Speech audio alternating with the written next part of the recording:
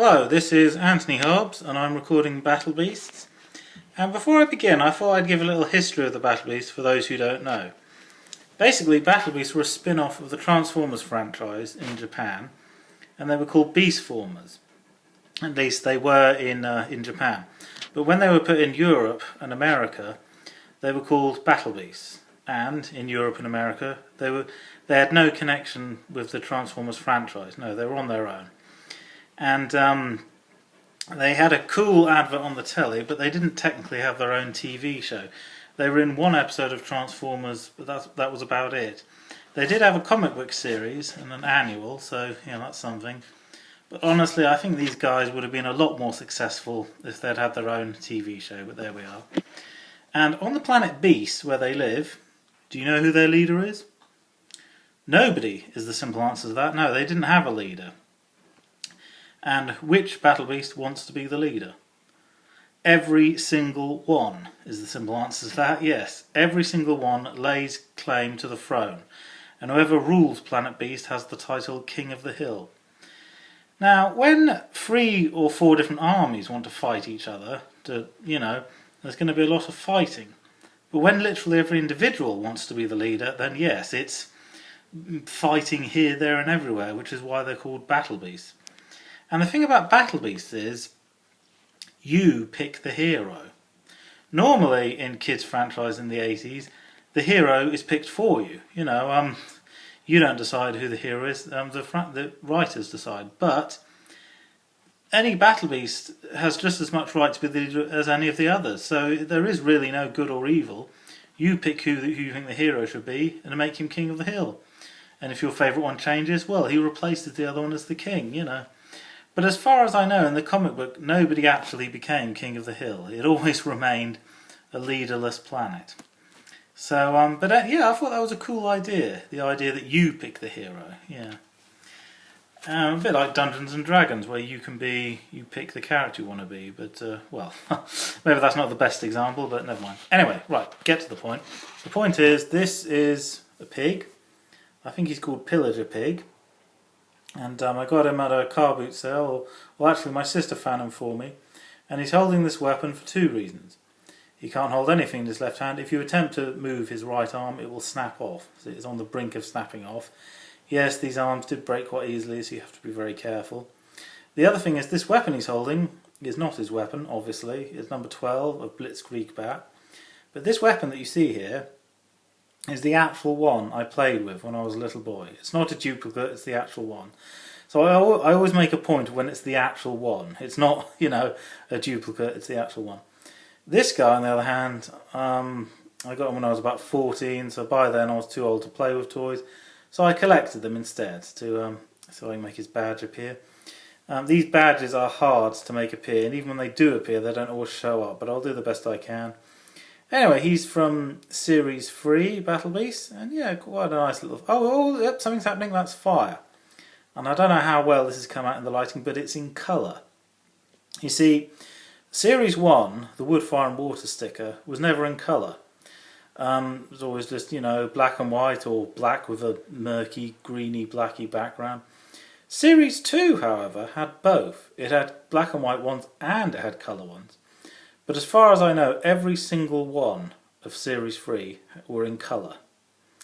So there we are, nice colour fire there, which I thought was a nice touch, yeah, in colour. It's like black and white TV replaced by colour TV. Black and white badges, now we have colour ones. So that's Pillager Pig. I don't know much about him, except that he's quite a cool figure, and he had a grey weapon. That's another thing about colours, yes, the colour of weapons were changing as well.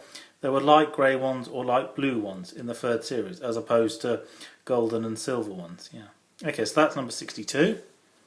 This one is Rowdy Rooster. And as you've probably noticed, yes, you could take the arms off if you were very careful and put them on a different Battle Beast, which I have done with this one.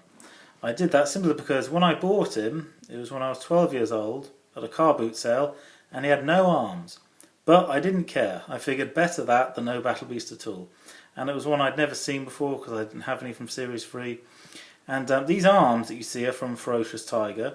And again, they're from the actual Ferocious Tiger I played with as a boy. The arms are not duplicates, they're the actual ones. You see, my toy ferocious tiger got badly damaged, or his body did, but his arms were still intact, so I saved the arms. So I had arms with no body, and then I bought Battle Beast a body with no arms, so it made sense, put the arms on his body, yeah. This is Rowdy Rooster, and technically he's not a flying beast. Yes, it says that very clearly in the thing about them on the internet. He's not a flying beast, he can just sort of flutter up a bit, but not properly flying. Fly about 5 or 6 feet in the air, but that's as high as he gets. So, like a proper chicken, yes, he is Rowdy Rooster. His weapon is number 71, it's from the Platypus. I don't have the Platypus beast, I just got this on its own at a car boot sale. So he doesn't have his arms or his weapon, but to make up for that I've given him these things here. And he's holding it in his left hand because, I don't know, I've put it in his left hand because lots of Battle Beasts always hold it in the right hand because their left hand is missing, replaced with a claw or a hook or something. So, yeah, if he can hold it in his left hand, put it in his left hand. Oh, his feet. His feet have, we can't really see that very well, but his number, Hasbro, 1987, all that stuff, which I thought was a good touch. Yeah, I thought it was better than, ruining the armour, having the writing on the armour. I thought it was a cool idea, putting the writing on the feet. And I think, did they start doing that in Series 2, I think it was, yeah. But this is a Series 3 one, so there we are, that's Rowdy Rooster. Quite a cool figure. And I thought it was a cool idea doing a farmyard animal. It doesn't have to be exotic tropical animals, no, you can have a more regular sort of animal, like we've got a pig over there, and here we have a rooster, so yeah. Next we have Sloth, or Sloth, I don't know the proper way to pronounce the word. This is the free-toed sloth that you get in South America. Is it Sloth or Sloth? I don't know, or one of those two. And I would have thought a sloth, or sloth, wouldn't be much of an opponent because they move quite slowly, but this is a mutant sloth, so yeah, he's double hard, he's tough. And I'm pretty sure this one always comes out. His emblem is fire. Let's see if I can make it turn up. Here we come on. Yep, that's it, there we are, fire. Oh, fantastic, this is brilliant. I'm sorry, it's just in all my other videos, the image never appears, but at last it is. So there, that's cool fire there. And his weapon here, he can barely hold it in his hand. I thought it was cool they gave him the 3 toes on each hand, or 3 fingers I should say, to make it look just like a 3-toed sloth, or sloth. But the problem with that is he can barely hold this weapon in his hand at all.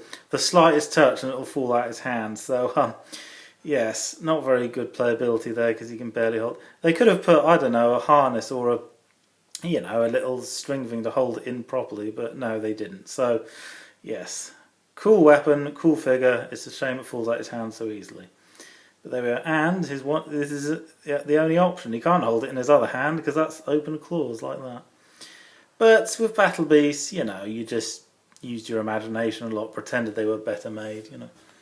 This one, however, is better. It's Ardent Aardvark, I think he's called, yes. When I was a kid, I often confused aardvarks with anteaters, because I thought they were the same thing, and then I found out, no, one difference is the snout not quite so long, and he has big, almost like rabbit ears here, so yes, they are separate creatures, I don't know, I was just always told the aardvark eats ants, but anyway, no, an aardvark and an anteater are 2 separate things. His weapon here is cool, like some sort of trident, but it's extremely similar to the hawk's weapon. You'll understand when I get to the hawk, yeah, so I thought that was a bit of a shame, come up with something a bit different, but they didn't. These weapons are blue, for the first time we can see blue weapons, so yeah, that's cool, a bit of colour variation there. Can his fire appear? Yes it is, not as well as before, but almost right. Instead of a left hand, he has like this metal claw thing, which is the same colour as his skin. So this sounds familiar, that's what the tapir one did.